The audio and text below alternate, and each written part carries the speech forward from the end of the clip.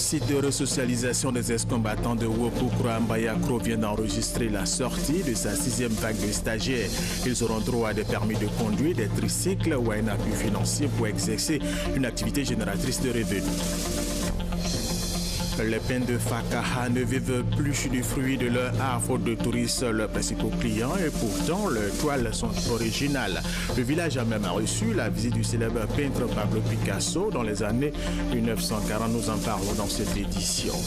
11 novembre 1918, 11 novembre 2014, il y a 96 ans, a été signé l'armistice marquant la fin de la Première Guerre mondiale. La guerre de 14-18 aura mobilisé 19 pays et fait plus de 18 millions de morts civils et militaires. Mesdames et messieurs, bienvenue et merci de regarder RTI 1. Le site de resocialisation des ex-combattants de Wokukro-Ambayakro vient d'enregistrer la sortie de sa 6e vague de stagiaires. Ces stagiaires ont bénéficié de formations en vie associative, en entrepreneuriat et en comptabilité simplifiée. Ils auront droit à des permis de conduire, des tricycles ou à un appui financier pour exercer une activité génératrice de revenus. Ouattara Amadou, Chris Larsen. 775 stagiaires, dont 50 filles, tous des ex-combattants, viennent de finir le processus de resocialisation. Ils constituent la 6e vague du site de Wokukro, à environ 8 km de Mbayakro. Durant un mois, ces stagiaires ont bénéficié de formations dans plusieurs domaines: la gestion coopérative, la vie associative, l'entrepreneuriat et la comptabilité simplifiée. Cela dans le but de leur permettre d'avoir un minimum d'acquis pour revivre aisément en société. De nombreux jeunes qui se sont familiarisés avec les armes, ils viennent dans un cadre où ils apprennent beaucoup et ils sont enrichis, et ce sont des acteurs de la paix que la Côte d'Ivoire gagne. Les bénéficiaires apprécient l'opportunité que leur offre l'autorité pour le désarmement, la démobilisation et la réintégration ADDR. Ça m'a permis vraiment de partager avec mes autres frères du pays des liens d'amour, d'union, de cohésion. Quand on sort d'ici, on devient une autre personne. C'est comme si on n'avait pas vécu la guerre. De mon côté, je vais emmener beaucoup dans ma avenir. Le directeur général de l'ADDR a salué le bon comportement des stagiaires. Fidel Sarasoro a exhorté les ex-combattants à s'inscrire résolument dans le processus de normalisation proposé par le gouvernement de Côte d'Ivoire. Il est revenu sur l'importance de la resocialisation. Je leur dis de faire confiance au gouvernement, qu'ils parlent à leurs camarades. Ils seront plus productifs, ils seront mieux acceptés au sein de leur communauté et ils seront de très bons citoyens. La sensibilisation sous une forme artistique a été présentée par les ex-combattants pour montrer la cohésion qui règne entre eux. La CEI, la Commission électorale indépendante, forme ses commissaires centraux pour les prochaines élections en Côte d'Ivoire. L'inscription sur les listes électorales, le vote à l'étranger et la technologie dans les élections sont les modules sur lesquels ils sont instruits. Michel Digré. Cette succession de formations à un rythme cadencé témoigne à n'en point douter de l'imminence des échéances qui nous attendent. Vous saisissez donc de façon éloquente l'importance des enjeux qui se dressent devant nous. C'est la 2e session de formation des commissaires centraux de la CEI en moins de mois, et pour cause, les élections de 2015 approchent à grands pas avec d'importants défis à relever. L'inscription des électeurs est une étape clé dans le processus électoral. Je dirais même que c'est l'une des premières étapes, parce que sans liste électorale, on ne peut pas avoir d'élection. Et ce module, c'est pour pouvoir nous familiariser avec ce processus et pouvoir le commencer assez tôt, parce qu'on va aboutir à une liste provisoire qui va être vérifiée par les électeurs avant d'avoir la liste électorale définitive. Les commissaires centraux de la CEI sont donc formés sur l'inscription des électeurs sur les listes électorales, le vote à l'étranger étrangers et enfin sur les technologies de l'information dans le processus électoral. Il ne faut pas adopter une technologie pour adopter une technologie. Il faut aussi que ce soit une technologie qui ne vienne pas compliquer les choses, par exemple aux électeurs. Si au niveau de la Côte d'Ivoire, la CEI peut aller vers de nouvelles technologies, qu'elle puisse prendre ces éléments à considérer en compte pour que toute adoption de nouvelles technologies puisse être bénéfique et à la CEI, et aux électeurs, et à la Côte d'Ivoire. Cette formation bénéficie du soutien de la Commission de l'Union africaine qui entend jouer pleinement sa partition pour la réussite des élections en 2015. La Banque mondiale est satisfaite des résultats du gouvernement dans le cadre de la réalisation des projets financés par l'institution conformément à son cahier de charges. Ces projets concernent la santé, l'éducation, l'emploi et les infrastructures économiques. Francis Boifo. Tous les signaux sont ouverts pour accélérer la croissance, constate le directeur des opérations de la Banque mondiale pour la Côte d'Ivoire. La renaissance des infrastructures, les écoles et les systèmes de santé qui fonctionnent bien à nouveau, l'agriculture qui est relancée et qui a contribué de manière importante à cette croissance économique. Tout cela, c'est évidemment des efforts du gouvernement, c'est des efforts que nous avons accompagnés par des projets spécifiques ensemble avec les autorités ivoiriennes. Nous sommes réjouis donc de ces performances. Satisfaite des résultats obtenus par le gouvernement ivoirien, la Banque mondiale a décidé d'appuyer financièrement le pays pour la réalisation d'autres projets. Et c'est le 25 novembre prochain que son conseil d'administration va décider. Il y a un programme de renforcement du système de santé et de lutte contre Ebola de 70 millions de dollars.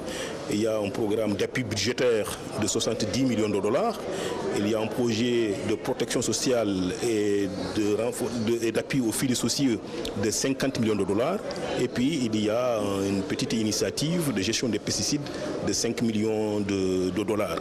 Au total, une intention de financement de 200 millions de dollars, soit 100 milliards de francs CFA. 40% de ce montant sont octroyés sous forme de dons et les 60% restants sont à rembourser sur une durée de 35 ans. Une rencontre au bilan des activités de l'Association des producteurs de pétrole en Afrique s'est ouverte hier lundi ici à Abidjan. Cette rencontre va durer 3 jours. Elle va permettre d'évaluer les objectifs, les résultats et les activités de l'association et ses organes, au nombre desquels le secrétariat exécutif du Fonds pour la coopération technique. Adama Kone. L'Association des producteurs de pétrole africains, APA, est à la recherche d'un second souffle à Abidjan.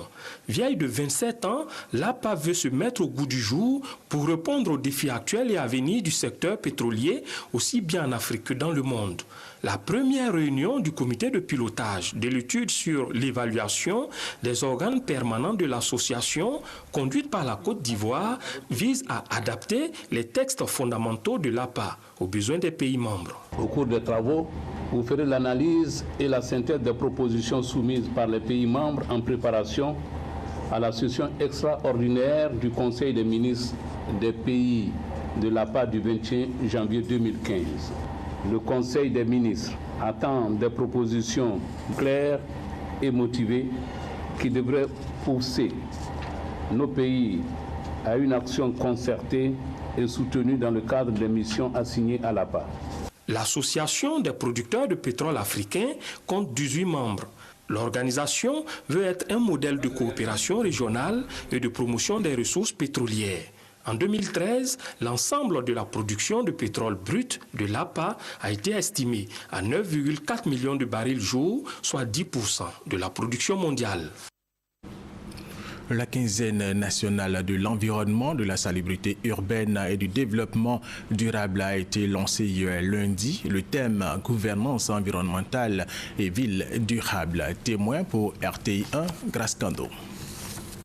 C'est reparti pour la quinzaine nationale de l'environnement, de la salubrité urbaine et du développement durable. Le top départ a été donné ce lundi 10 novembre par le ministre de l'Environnement, de la salubrité urbaine et du développement durable, Alla Kwadio Remi. Objectif, sensibiliser les différentes couches sociales à un changement de comportement en vue de protéger l'environnement et assurer le développement durable. Cette quinzaine s'organisent chaque année autour d'un thème. Pourquoi le choix de ce thème? Cela vient simplement du fait que les concours de circonstances nous ont amenés à être choisis comme pays invité d'honneur à Polytech 2014, à Lyon, les 2 et 5 décembre 2014. Et le thème phare, c'est ville durable. À cette 3e édition de la quinzaine de l'environnement, le ministre Alla Kwadio Remi a prononcé une conférence inaugurale sur la gouvernance environnementale et ville durable. Il a passé en revue les questions liées à l'environnement en Côte d'Ivoire avant d'inviter les populations à un comportement éco-citoyen. La bonne gouvernance environnementale nécessite l'implication effective de l'ensemble des acteurs du secteur public, des collectivités territoriales, du secteur privé et des organisations de la société civile. Et c'est le lieu de lancer un appel à tous nos concitoyens en faveur de l'éco-citoyenneté et de changement de comportement qui nous mène vers la construction des villes durables.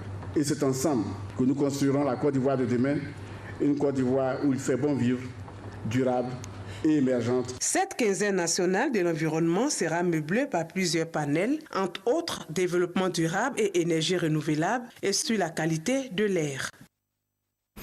Deuxième grand titre de cette édition et rendons-nous à Fakaha, village du département de Korogo qui est reconnu pour la fabrication de ces toiles. Une tradition dans ce village. Fakaha a même reçu la visite du célèbre peintre Pablo Picasso dans les années 1940. Cependant, les peintres de Fakaha ne vivent plus du fruit de leur art faute de touristes, leurs principaux clients. Soro Corona, Charles Tatou, RTI Boaké. Fakaha. Au nord de la Côte d'Ivoire, ce village situé à 17 km de Napié est particulièrement réputé pour la fabrication des toiles. Du fait de leur particularité et originalité, les toiles de Fakaha servent de décoration dans de nombreuses chancelleries, surtout dans les domiciles. Le travail des toiles dans ce village, autrefois agricole, remonte à la fin des années 1800. L'activité de fabrication de toiles à Fakaha se transmet de père en fils. Le tissu et les différentes teintures utilisées sont fabriquées à la main et à partir des produits locaux. C'est un jus de maïs. On appelle ça jus de maïs chapalo, la bière de maïs. Donc c'est ça, on prend le premier pouce, on laisse ça, deuxième pouce, on prend ça, on met dans un canari, peut-être une semaine, on enlève ça, on fait deuxième pouce. Ça donne noir. Les rouges, c'est du sorgho. C'est un mille, on appelle du sorgho. Tout ça, on écrase dans un canari et puis on met les pétales dedans. Dans 30 minutes, tu peux enlever ça, on fait les teintures de ça. Mais les 7 couleurs rouges là, on l'a pas. Les toiles de Fakaha vendues à travers le monde ont fortement inspiré le peintre espagnol Pablo Ruiz Picasso qui a effectué un voyage dans la localité autour des années 1940. Pendant 2 semaines, Pablo Ruiz Picasso s'est perfectionné dans les dessins d'animaux. En retour, le peintre espagnol a appris aux artisans de Fakaha la technique des frises sur les toiles. Si quelqu'un dit Picasso n'était pas ici, dis-lui c'est faux, il était ici. Et nous enseignait, nous aussi on l'a enseigné. Avant on ne faisait pas avec les bordures, les peints là. Si on fait les bordures, on trace les frises là, on peut dire c'est lui qui a nous montré ça. Picasso il ne pouvait pas faire une antilope. S'il fait une antilope, on dirait que c'est cabri. Il a pris avec nous pour faire le bus, l'antilope, là directement l'antilope avec lion. Si la vente des toiles permettait aux populations de Fakaha de se prendre en charge, ce n'est plus le cas aujourd'hui. Les touristes, principaux acheteurs des toiles de Fakaha, se font rares. Les peintres sont également confrontés à la flambée des prix de leurs matières premières. Ces peintres attendent le soutien du gouvernement afin de permettre de moderniser leurs moyens de production et surtout des moyens financiers pour accroître leur production. En attendant, les jours se suivent et se ressemblent pour les fabricants des toiles de Fakaha. Hier, c'était la journée mondiale de la science au service de la paix et du développement. Le enseignement scientifique de qualité a assuré un avenir durable pour tous. Et tous les pays du monde ont été invités à renouveler leur engagement en faveur de la science pour la paix et le développement et à promouvoir l'utilisation responsable des acquis et de la science au service de la société. Gabriel Zani. Il est essentiel de mettre en place un enseignement scientifique de qualité propre à jeter les bases d'un avenir plus viable pour tous. Ce sont les propos d'Irina Bokova, la directrice générale de l'Organisation des Nations Unies pour l'éducation, la science et la culture, UNESCO. Un message donné à l'occasion de la célébration de la Journée mondiale de la science au service de la paix et du développement. Journée célébrée le 10 novembre de chaque année. Cette année, le thème est « Enseignement scientifique de qualité, assurer un avenir durable pour tous ». Il invite les pays à renouveler leur engagement en faveur de la science pour la paix et le développement et à promouvoir l'utilisation responsable des acquis de la science au service de la société. Les ressources du monde devenant de plus en plus limitées, les hommes doivent user de créativité et d'innovation afin d'affronter les défis complexes qui émergent. Intégrer donc les sciences, la technologie, l'ingénierie et les mathématiques dans les politiques de développement et d'éducation, c'est rendre la science plus accessible aux populations. Instauré à la suite de la conférence mondiale sur la science à Budapest en Hongrie en 1999, cet événement marque le besoin d'établir un nouveau contrat social pour la science. L'UNESCO invite les gouvernements à réaliser des projets concrets pour montrer au grand public en quoi la science a sa place dans la vie quotidienne. Tout à fait autre chose, la coopération entre la Côte d'Ivoire et la Chine est au beau fixe. Les Chinois sont dans plusieurs secteurs d'activité ici en Côte d'Ivoire. Et puis, lors de sa visite en Chine la semaine dernière, le ministre d'État, ministre des Affaires étrangères, Charles Dibi Coufi, a signé plusieurs accords de coopération dans plusieurs domaines avec la Chine. Léo Broukwame. Plus de visas pour les détenteurs de passeports diplomatiques et de services sur l'axe Abidjan-Pékin. L'accord qui lève cette exigence a été signé le 5 novembre 2014 par le ministre d'État, ministre des Affaires étrangères, Charles Dibi Coufi, et son homologue chinois, Wang Yi. Cet acte pour ses signataires va consolider les relations déjà excellentes entre la Chine et la Côte d'Ivoire. Il intervient en marge de la mission effectuée par Charles Dibi Coufi à l'invitation du ministre chinois du Commerce. Une mission qui s'est soldée par la conclusion de 3 projets d'accord de coopération économique et technique d'un montant global de 80 milliards de francs CFA entre les gouvernements chinois et ivoiriens. Le premier portant prêt remboursable sans intérêt et destiné à la construction à Abidjan d'un stade de 60 000 places concernant une enveloppe de 24 milliards de francs CFA. Les 2 projets d'accord restants sont relatifs à des dons pour la réalisation de 4 lycées d'excellence et la phase 2 du projet d'alimentation d'Abidjan en eau potable. À cette mission, le ministre d'État Charles Dibi Coufi avait à ses côtés les ministres Niale Kaba, Adama Tungara et Patrick Kachi, respectivement chargés de l'économie et des finances, de l'énergie et du pétrole, des infrastructures économiques. Ces membres du gouvernement ont dit la reconnaissance de la Côte d'Ivoire à la Chine, pays dont l'appui à la politique nationale de prévention contre l'épidémie de fièvre à virus Ebola s'élève à ce jour à 410 millions de francs CFA. Ici, en Côte d'Ivoire, l'organisation internationale IRC a offert 2 véhicules de type 4x4 et une enveloppe de 20 millions de francs CFA aux structures de santé de l'ouest du pays. Objectif, renforcer les capacités techniques de ces structures pour qu'elles offrent des soins de qualité aux populations. Chantal Eouman à Kandan. Le projet de renforcement du système de santé exécuté par l'organisation internationale IRC et financé par la Commission européenne, est mis en œuvre dans 6 districts sanitaires des montagnes. 2 véhicules de type 4x4 offerts aux districts sanitaires de Bangolo et de Danané pour les rendre plus fonctionnels. Car, depuis la crise, ces 2 districts éprouvaient d'énormes difficultés de mobilité.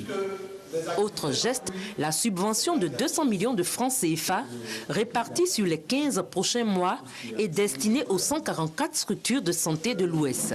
Pour formaliser cette nouvelle collaboration, une lettre d'entente entre l'organisation IRC et les autorités sanitaires de la région est paraphée. Ces engagements sont une forme de responsabilité réciproque des parties pour la mise en œuvre efficiente du projet. Le projet de renforcement du système de santé PRS est une solution aux nombreux problèmes que rencontrent les couches les plus vulnérables, notamment les femmes enceintes et les enfants de moins de 5 ans. Des soins de santé de qualité pourront être offerts aux populations de l'Ouest. Outre ces actions, Le projet PRS va aider à la réhabilitation et à l'équipement très prochaine de 13 établissements sanitaires de premier contact. De plus en plus, les centres de santé deviendront plus opérationnels. Une campagne de sensibilisation sur la fistule obstétricale vient d'être menée dans plusieurs localités du Gontougo et du Bunkani. Cette campagne est à l'initiative du comité de la Croix-Rouge de Bondoukou qui a bénéficié de l'appui du Fonds des Nations Unies pour la population à travers l'AIBF. Thérèse Tapeyoboué. Ces différentes campagnes de sensibilisation à Motiamo, Kwasi-Ndawa et Bondoukou visent à informer les populations sur la fistule obstétricale, à les encourager à abandonner, entre autres, les mutilations génitales féminines, ainsi que les mariages précoces et forcés, à fréquenter les centres de santé lorsque les femmes sont enceintes, à accoucher dans les maternités, à amener les femmes porteuses de la maladie à se rendre dans les hôpitaux pour se faire soigner. La fistule obstétricale, une maladie à combattre. C'est d'interpeller nos femmes, nos sœurs sur l'importance des consultations prénatales. Ils doivent se faire dans les centres de santé, et également l'accouchement qui doit se faire dans une maternité. Des ex-porteuses de la fistule ont souligné la gravité de la maladie et appelé les malades à plutôt fréquenter les centres de santé. J'étais enceinte, mais j'étais dans un village. J'ai fait 3 jours de travail. Arrivé à Bondoukou, trop tard. L'homme qui ne sent pas l'urine, je sens toujours mouillé. C'est une maladie qui est très très difficile. Une maladie honteuse. Franchement, ils ne m'ont pas pris 5 francs. Ils m'ont pas pris. Ils ont fait mon opération. Depuis février 2012, plus de 72 femmes ont été traitées gratuitement avec 90% de réussite au niveau des régions du Gontougo et du Bunkani. Les femmes républicaines des Boko sous-préfecture de Tiapoum dans le sud-est de la Côte d'Ivoire viennent d'effectuer leur sortie officielle. À cette occasion, elles ont exprimé leurs problèmes à Aboubakari Sissé, cadre et fils de la région, pour qu'il vienne en aide à Boussadogo. Et beaucoup. Sous-préfecture de Tiapoum, située au sud-est de la Côte d'Ivoire, a voulu à travers cette mobilisation traduire toute son adhésion au processus de réconciliation et de développement prôné par le chef de l'État Alassane Ouattara et le président du PDCI Henri Konan Bédié. L'appel de Daoukro est un appel qui doit être entendu et cet appel a été entendu à Eboko à travers la mobilisation de ce jour.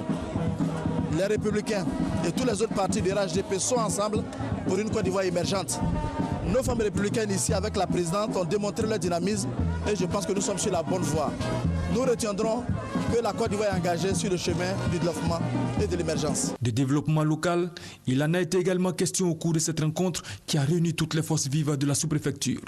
Les femmes de Boko, les têtes couronnées, les cadres de la localité entendent se serrer les coudes pour y arriver afin d'assurer leur bien-être. Vous savez que beaucoup de projets, surtout les infrastructures de base, ont été initiés par le conseil régional, avec le ministre Montano aussi qui use de son entre-gens pour aider vraiment la région à évoluer au niveau des infrastructures. Nous, autres cadres, nous devons apporter notre collaboration et notre contribution.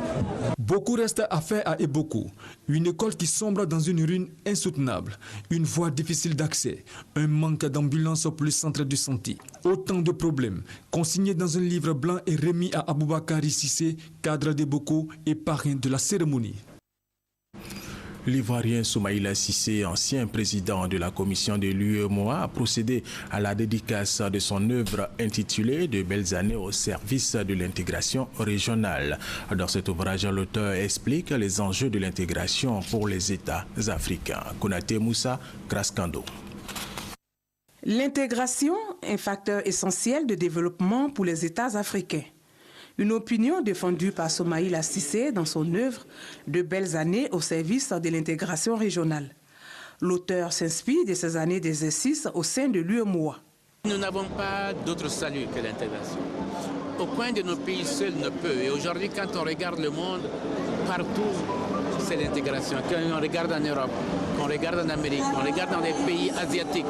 Partout, les gens s'unissent, les forces se mettent ensemble pour essayer d'avancer.